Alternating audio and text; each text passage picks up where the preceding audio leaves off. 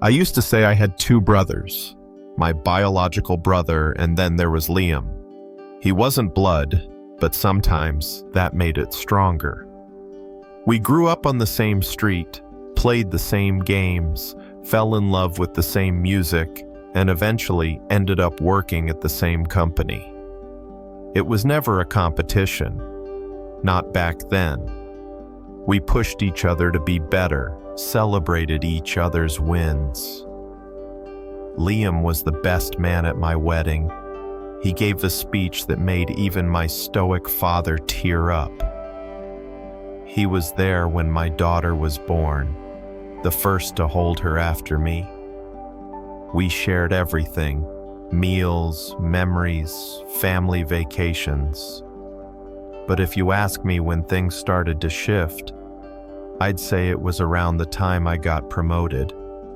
I didn't ask for it. I wasn't even chasing it. Management approached me, said they'd been watching, and they liked what they saw. Liam congratulated me, clapped me on the back, bought me a drink, but his smile, it didn't reach his eyes. I brushed it off. I didn't want to believe there could be resentment. This was Liam, my brother in everything but name. But I started noticing small things. Him questioning my decisions in meetings, undermining me with passive-aggressive remarks, always with a smile, always in a way no one else seemed to notice. I thought I was being paranoid. Until one day I caught him having lunch with my direct manager. They were laughing, a little too comfortably. And Liam never told me about that meeting. That night, I told my wife, Sophia, something felt off. She told me I was overthinking it, said Liam adored me, that he'd never hurt me. I wanted to believe her. God, how I wanted to believe her. Over the next few weeks, things escalated, but in the quietest ways. Projects I was supposed to lead suddenly shifted to Liam. Emails I'd never seen were accidentally missed. He'd forward them hours later with a quick, "Thought you were looped in already, bro." I kept telling myself it was coincidence, that maybe I was slipping. Maybe the promotion had gone to my head and Liam was just picking up the slack. But then came the rumors, whispers in the hallway, comments from coworkers that made my stomach twist. "You okay, man? Heard you've been missing deadlines. Liam said you were dealing with stuff at home. Everything all right?" What? I hadn't missed any deadlines, and I'd never said I was having problems at home. That night, I stayed late at the office. Just me, the glow of my monitor, and a sick feeling in my gut. I opened Liam's shared folders, not snooping, just curious. I found a presentation I had put together from scratch, down to the last graphic. Except, it had his name on it. No mention of mine. No footnote.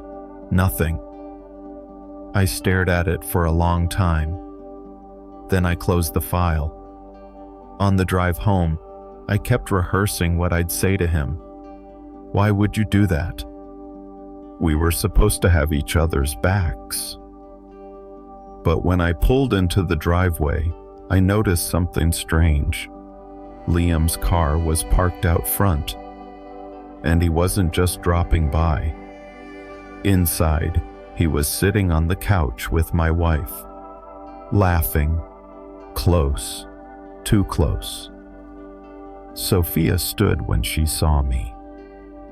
"Oh, Liam just came by to check on you," said you were looking stressed lately.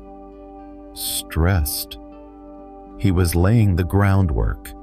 And now, it wasn't just about work. It was about my home, my life. I didn't say anything that night. What could I say without sounding paranoid? But once Liam left, I asked Sophia, "How often does he stop by when I'm not home?" She laughed. "Not often, just now and maybe once last week." Once last week, I let it go, but I didn't let it drop. The next morning, I checked the doorbell camera history. 3 visits. Twice when I was working late. Once on a Sunday afternoon when I was at my brother's. Each time he stayed over an hour. Once he brought takeout. Another, wine. The third time, they were on the porch, talking in low voices. Then he hugged her, longer than a friend should. I closed the app and sat still for a while. At work, things weren't better. In fact, they were falling apart faster. A performance review got pushed up. My supervisor, someone I used to trust, sat me down with a thin smile. "There's some concern you've been distracted," she said. "Liam mentioned you might be dealing with something personal." There it was. He was planting landmines under me, quietly, strategically, and I was walking into every one of them. By the end of the week, I was no longer team lead. They said it was temporary. "Let Liam take the pressure off you," they said. I wanted to scream. Instead, I nodded. Inside, something broke. Not in anger, in calculation. I was done playing nice. If he wanted a game, he was going to get one. I didn't confront him. I didn't yell or accuse, or give him the satisfaction of seeing me crack. I just observed. I started staying home more, pretending to be sick or working remotely. And whenever Liam thought I was out, he'd show up. He brought Sophia pastries. He helped her carry in groceries. He even fixed a door hinge in the guest room. One night, I heard them laughing in the kitchen while I was upstairs with a migraine. Or so they thought. I crept halfway down the stairs and heard her say, "I wish he was more like you sometimes. At least you listen." Liam didn't say anything at first. Then softly, "You deserve more." I gripped the railing so tight my knuckles turned white. But still, no confrontation. Because now, I wasn't just gathering proof for myself. I was building a case. At work, Liam's new role as team lead gave him access to projects I'd started. He changed things.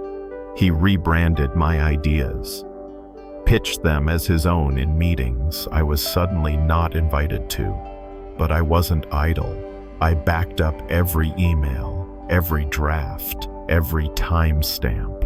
And I had friends, quiet ones, who knew the truth. They sent me recordings of meetings, screenshots of chats where Liam took credit for work he never touched. At home, I installed a second cloud sync to the home security cameras. He didn't know that. And one afternoon, while I was running errands, I got a motion alert. Liam's car, Sophia opening the door in a sundress. They hugged. Too close. Too long. She led him inside. That was the moment something in me went cold. This wasn't just betrayal. It was orchestration. And I was about to become the conductor of its collapse. I waited one more week. One more week of watching Liam creep further into my life, taking what wasn't his. And Sophia, she stopped meeting my eyes when she spoke, stopped asking how my day was, stopped wearing her wedding ring. So I made my move. I scheduled a presentation at work, one I hadn't told Liam about. I titled it, Innovation Audit, Tracing Our Success. All the department heads would be there. Liam too, sitting front row, confident, smug. The projector hummed to life. I clicked through the slides. Product timelines, design drafts, revision logs. Then I pulled up a side-by-side comparison. My original notes, dated 6 months ago. Liam's presentation, identical, dated 1 month ago. Gasps filled the room. Then I played an audio clip from a private meeting. Liam saying, "It's not stealing if he's too soft to fight back." Silence. Then HR stood up. "Thank you, Jacob," she said, my first name finally feeling like power again. "We'll take it from here." Liam turned pale, but I wasn't done. I went home early that day. Sophia was out. I placed a neatly sealed envelope on the kitchen counter, a printed transcript of her and Liam's recent visits, complete with photos from the security feed, and on top of it, a note that simply said, "You chose him. He chose wrong. Goodbye." Then I walked out. The next day, my phone didn't stop buzzing. Calls from Sophia, texts from Liam, even a message from HR.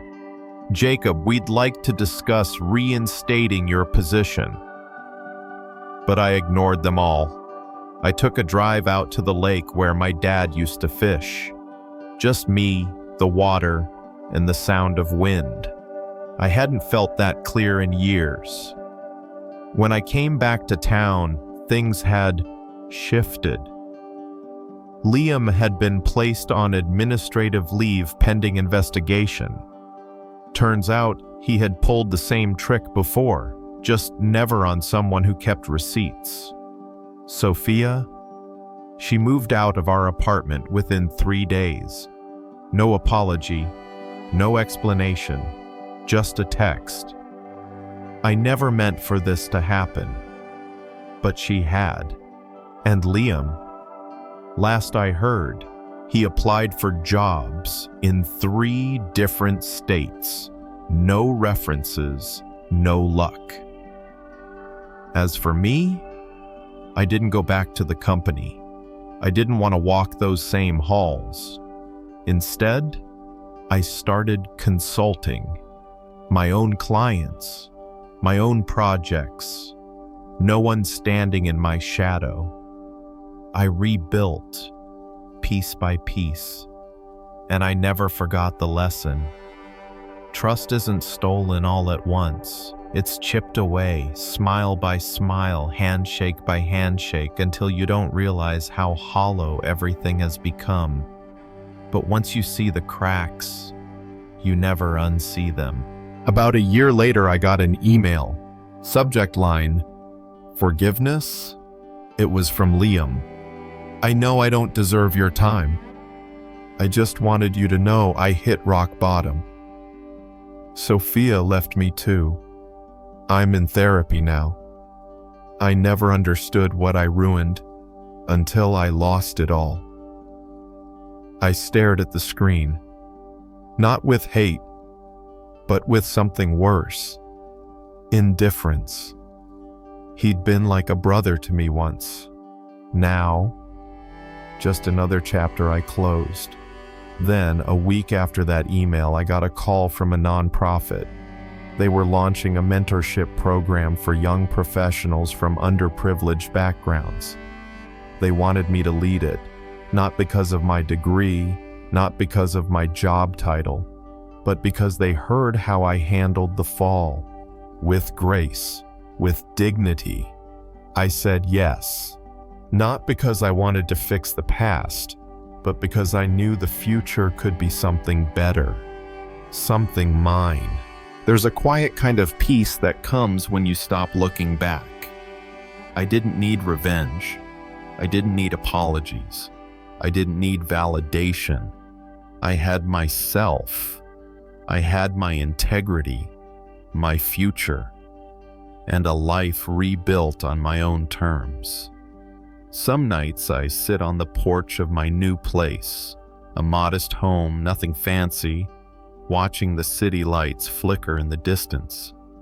I think about the man I used to be, so eager to please, so willing to trust, so blind. And then I think about who I am now, wiser, stronger, not bitter, just aware. I kept the final email from Liam, not as a reminder of the pain, but of the boundary I finally learned to draw. He was like a brother to me, until he wasn't. And that's okay, because in the end, losing the wrong people helped me find the right version of myself.